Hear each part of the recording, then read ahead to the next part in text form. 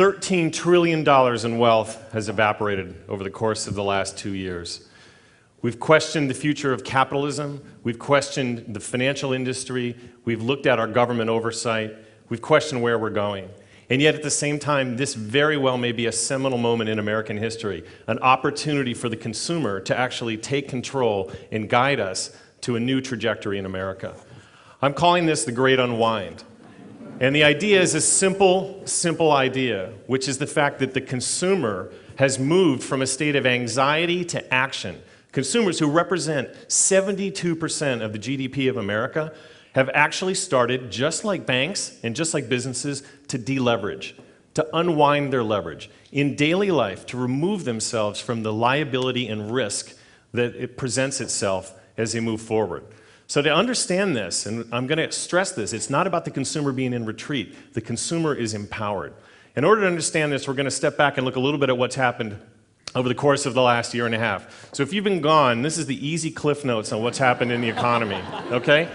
Unemployment up, housing values down, equity markets down, commodity prices are like this. If you're a mom trying to manage a budget, and oil was $150 a barrel last summer, and it's somewhere between 50 and 70, do you plan vacations? How do you buy? What's your strategy in your household? Will the bailout work?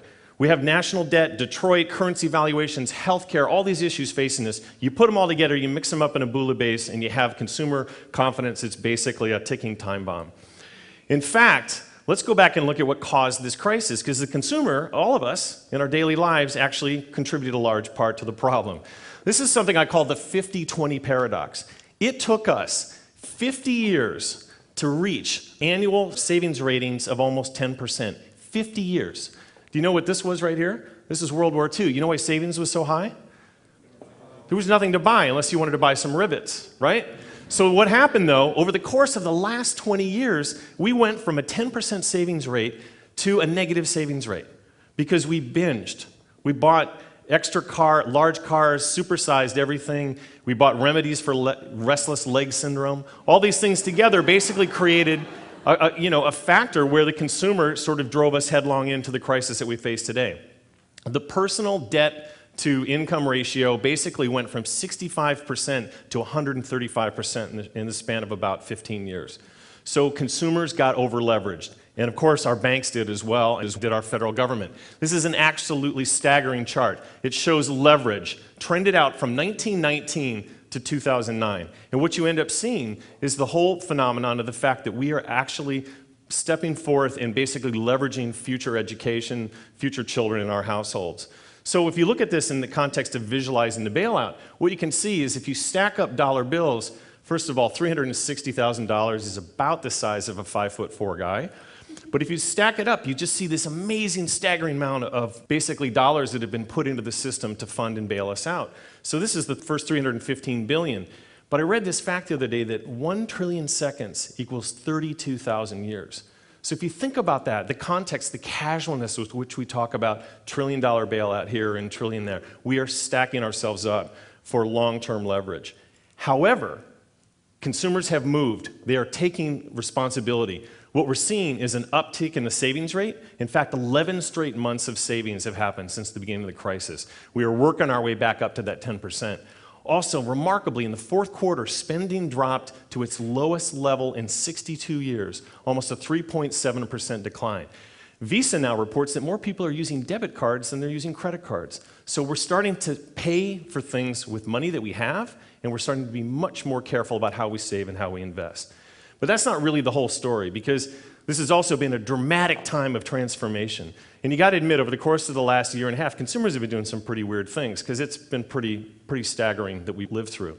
If you take into account 80% of all Americans were born after World War II, this was essentially our depression. And so as a result, some crazy things have happened.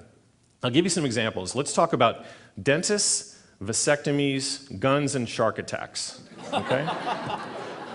Dentists report molars, people grinding their teeth, coming in and reporting the fact that they've had stress, and so there's an increase in people having to have their fillings replaced.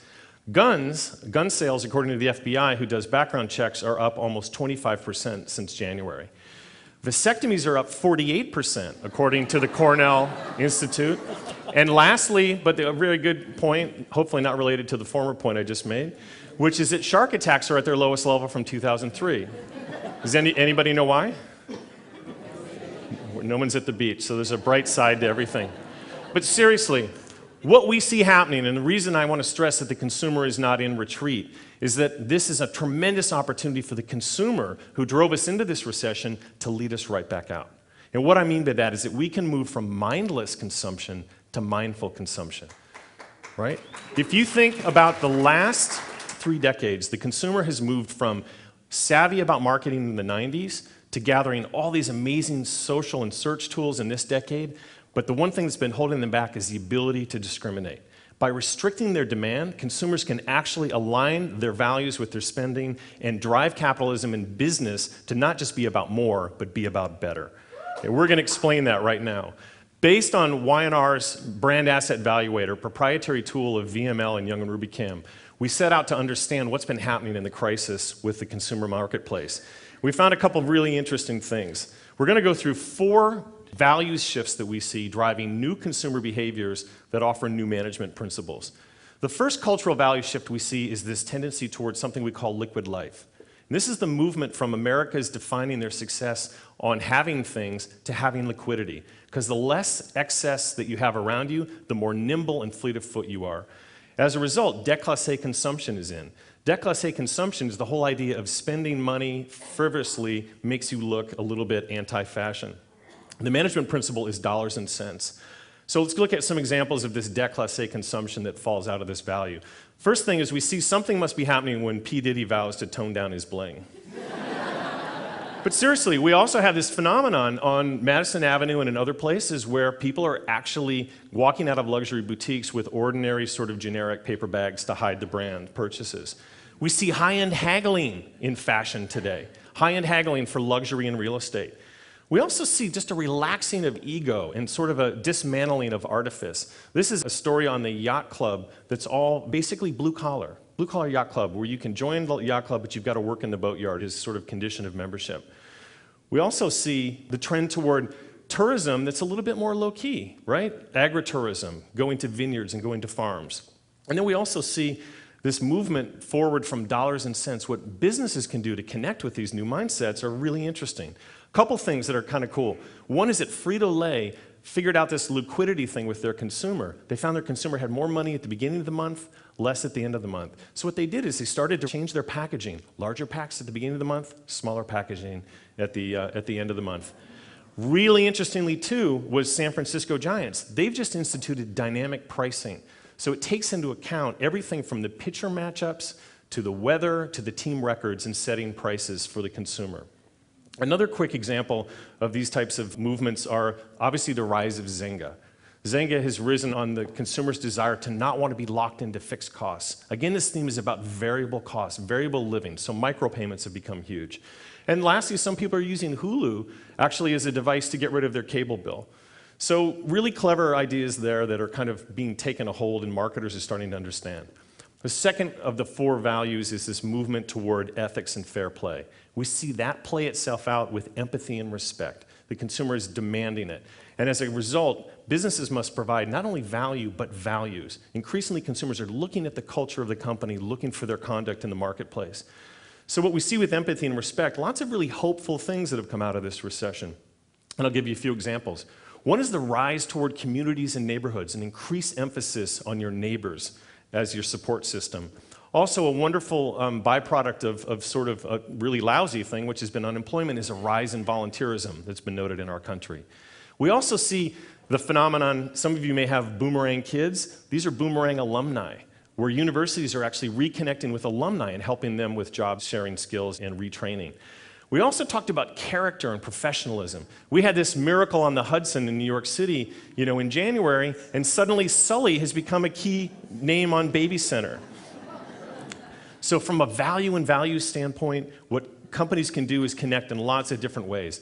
Microsoft is doing something wonderful. They're actually vowing to retrain 2 million Americans with IT training, using their existing infrastructure to do something good. Also, a really interesting company is Gore-Tex. Gore-Tex is all about personal accountability of their management and their employees, to the point where they really kind of shun the idea of bosses, But they also talk about the fact that their executives, all of their expense reports, are put onto their company intranet for everyone to see. Complete transparency. Think twice before you have that bottle of wine. The third of the 4 laws of post-crisis consumerism is about durable living. We're seeing in our data that consumers are realizing this is a marathon, not a sprint. They're digging in and they're looking for ways to extract value out of every purchase that they make. Witness to the fact that Americans are holding onto their cars longer than ever before. 9.4 years on average in March, a record. We also see the fact that libraries have become a huge resource for America.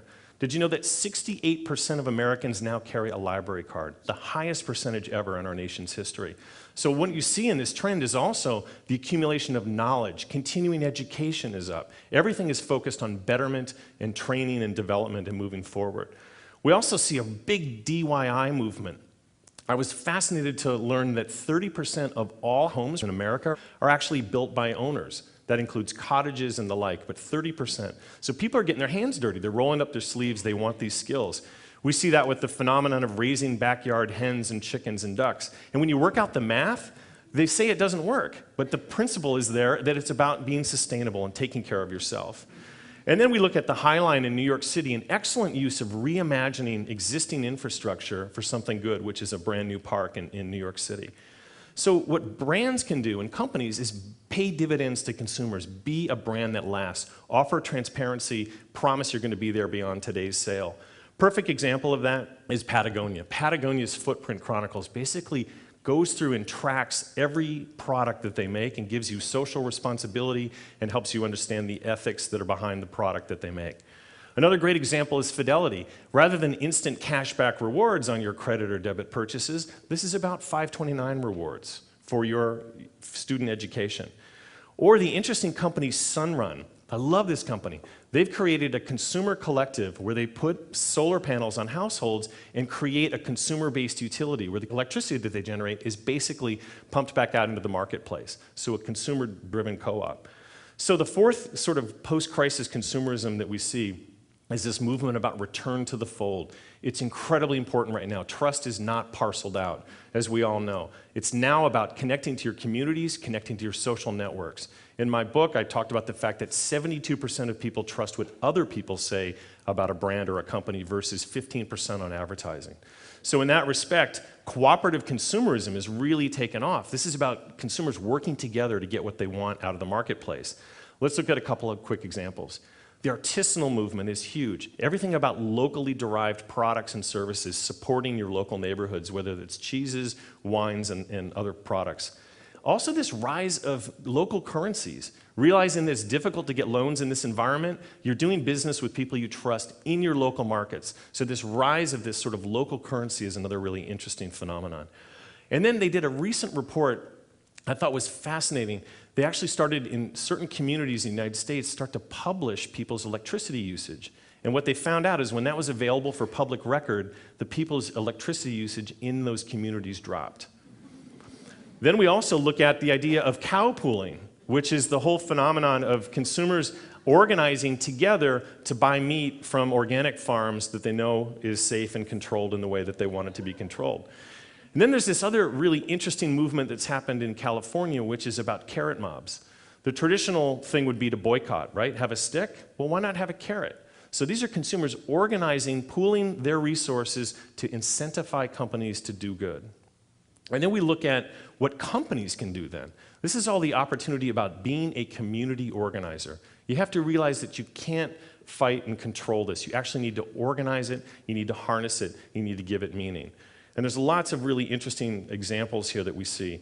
First is just the rise of the fact that Zagat's has actually moved out of and diversified from rating restaurants into actually rating healthcare. So what credentials does Zagat's have? Well, they have a lot because it's their network of people, right? And so that becomes a very powerful force for them to make their brand more elastic. Then you look at the phenomenon of Koji. This Koji doesn't exist. It's a moving truck, right? It's a moving truck through LA, and the only way you can find it is through Twitter. Or you look at Johnson & Johnson's Momversations, right? A phenomenal blog that's been built up where J&J basically is tapping into the power of mommy bloggers, allowing them to basically create a forum where they can communicate and they can connect. And it's also become a very, very valuable sort of advertising revenue for J&J as well.